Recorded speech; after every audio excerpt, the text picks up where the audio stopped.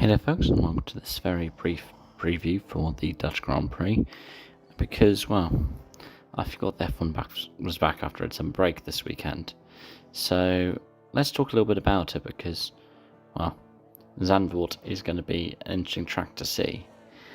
It's one that we can see overtaking happen at, despite the fact that it doesn't look like it can be, with the wide radius corners such as Turn 1 at Tarzan, but also Arie Luijendijk and also Hugenholtz at the end of the lap. We can see people taking multiple lines through very fast corners, very banked corners, some of the steepest banking that F1 has seen in its history, especially in its recent history. I mean, you'd have to go back to Indy to find something that kind of comes close to it. But yeah, these upgraded bankings, all part of an upgrade to get it F1 ready, have really made it look like some really fascinating spectacle. What it means is the very quick changes in what's known as the race through the sand dunes is right on the beach can cause all kinds of different upsets for the cars, because it could be easy for a car to get loose. I mean, we saw it happen to the likes of George Russell and Nicholas Latifi back in 2021 in the Williams, in the first race back at Zandvoort since 1985. Remember, it's meant to be part of the 2020 calendar before it was postponed due to the pandemic. So obviously that means 21 and 22 it was dominated by Max Verstappen, right? Lewis Hamilton was leading towards the end of it. He stayed out after that late race safety car, but whilst his teammate George Russell pitted, and that made it quite easy for Verstappen to take back the lead and get the win. I think Lewis ended up falling to 4th, and he ended up dropping behind Russell, who finished second, and behind Charles Leclerc as well. Now, of course, 2021 was a different race in how it played out, because Hamilton finished second to Max on that occasion, Bottas letting up right at the end from nearly taking the fastest lap, famously almost defying team orders and not listening to the radio. And yeah, it was an interesting one to watch, that one, because he only had the top 3 on the lead lap,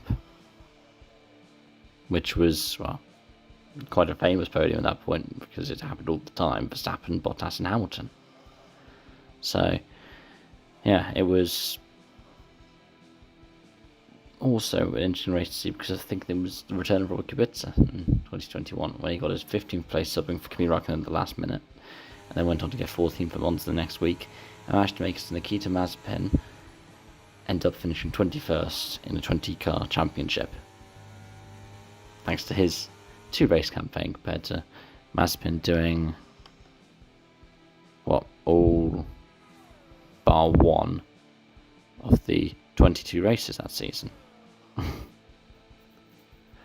But yeah, it's just nice to remember that every once in a while. What's also good to remember is this is back to a kind of standard weekend format. We're not going to see anything happening with the qualifying or any kind of sprint racing happening, because, well, Dutch Grand Prix has seen a little bit, almost like Monaco in a way, of being difficult to overtake at, though it is definitely possible throughout the DRS zones, and the DRS zones that we have are down the front straight. I believe activation actually happens going into the final corner.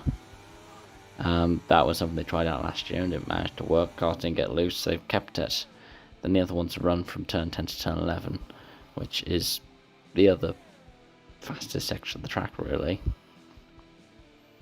But yeah, I'd expect Red Bull to pick up from where they left off. The same for Super Max Verstappen, right? If it's not a Grand Slam this weekend, then something's probably gone wrong for the Milton Keynes outfit. But yeah, there's been some forecasts for rain, which could always spice things up a little bit.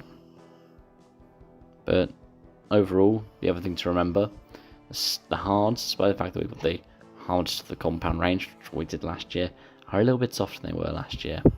So it could always throw up a surprise. Those are things to look out for. Thank you so much for watching. I hope to see you again soon. Bye for now.